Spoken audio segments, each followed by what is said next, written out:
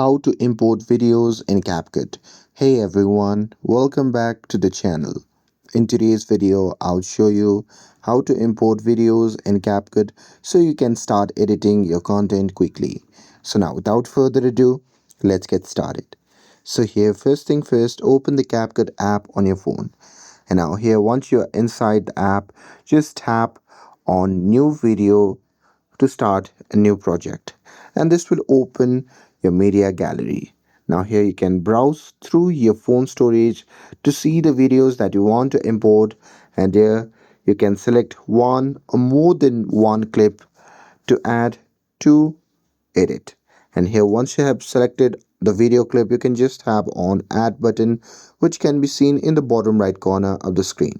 And here, once you do that, your videos will be imported to the timeline.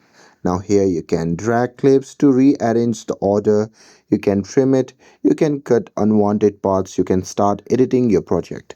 And here, even after doing all this, you can also import videos from your gallery, downloads, and cloud storage as well.